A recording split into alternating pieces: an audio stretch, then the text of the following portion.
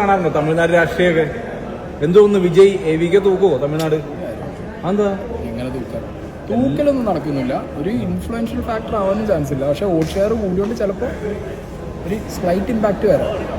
അവിടെയൊക്കെ നടക്കുന്ന രാഷ്ട്രീയം ഒരു ദ്രാവിഡ രാഷ്ട്രീയത്തിൽ നിന്നൊക്കെ മാറി ചിന്തിക്കാനുള്ള ടൈമൊന്നും ചിരി വരുന്നില്ലേ? എന്നിട്ട് 234 தொகுதியிலும் விஜயினுடைய தாவேகா தோல்வி அடைகிறது. கூட்டம் சேர்த்துட்டா அது ஓட்டா மாறாது. 234 10 கூட முடியாது தனியா நின்னா. உங்களுடைய அடுத்த படத்திற்காக காத்துக்கிட்டு இருக்கிறேங்க விஜய். அரசியல் அப்படியே முதல்வராயிட்டு சினிமாக்கார வந்தா ஜெயிச்சா அப்படிங்கிற வரலாறு கடைசியா எம்ஜிஆருக்கு மட்டும் தான் இருக்கும். நீங்க எழுதி வச்சுக்கோ.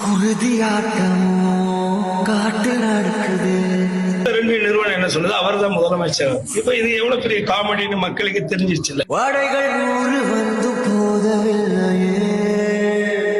உன் பேரையே முழுசா உன்னால சொல்ல முடியாது. சொன்னா பாதி பேர் ஓட்டு போட மாட்டான். എങ്ങനെ ഇരിക്കുന്നു? ചിലർ പറഞ്ഞ് 20 സീറ്റ് പോലും പിടിക്കൂല. ചിലർ പറഞ്ഞ് ഒരു കാര്യവുമില്ല, ഈ ആൾക്കൂട്ടം കൂടണോണ്ടൊന്നും ഒന്നും സംഭവിക്കൂല. ചിലർ 5 സീറ്റ് പോലും കിട്ടൂല എന്നൊക്കെ പറഞ്ഞവരുണ്ട്. ഇപ്പൊ എന്തായി? ജോസഫ് വിജയനും ഞാൻ അമരേന്ദ്ര ബാഹുബലിയാകിയ ഞാൻ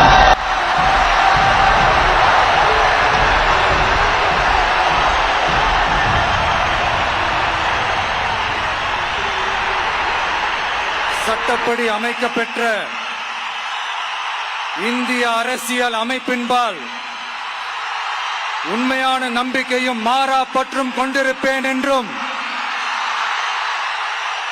இந்திய நாட்டின் ஒப்பில்லாத முழு முதல் ஆட்சியையும் ஒருமையையும் நிலை நிறுத்துவேன் என்றும்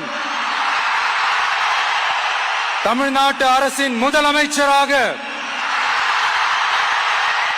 உண்மையாகவும் உளச்சான்றின்படியும் என் கடமைகளை நிறைவேற்றுவேன் என்றும் அரசியல் அமைப்பிற்கும் சட்டத்திற்கும் இணங்க அச்சமும் ஒருதலை சார்பும் இன்றி விருப்பு வெறுப்பை விலக்கி பலதரப்பட்ட மக்கள் அனைவருக்கும் நேர்மையானதை செய்வேன் என்றும் ஆண்டவன் மீது ஆணையிட்டு உறுதிமொழிகிறேன். നമ്മളാல എதை ഈസിയാ ജയിക്കാൻ முடியுമോ அதை ജയിക്കുന്നത് വെற்றிയില്ല നൻപാ. ഈ മനുഷ്യൻ സിനിമയിൽ മാസ് കാണിക്കണം നമ്മൾ കണ്ടിട്ടുണ്ട്. പക്ഷേ ജീവിതത്തിൽ റിയലായിട്ട് പുള്ളി മാസ് കാണിച്ചിരിക്കുകയാണ്. വേറൊരു കാര്യം, നമ്മുടെ കേരളത്തിലെ മുഖ്യമന്ത്രി ആരെന്നോ സത്യപ്രതിജ്ഞ കാണാനോ നമുക്ക് ഇതുവരെ ഭാഗ്യം ഉണ്ടായില്ല. പക്ഷേ നമുക്ക് നമ്മളെ തൊട്ടടുത്തുള്ള തമിഴ്നാട്ടിൽ നമ്മളെ അണ്ണൻ്റെ സത്യപ്രതിജ്ഞ കണ്ട് നമുക്ക് ധൃതന്ത പുളകിതനാവാം.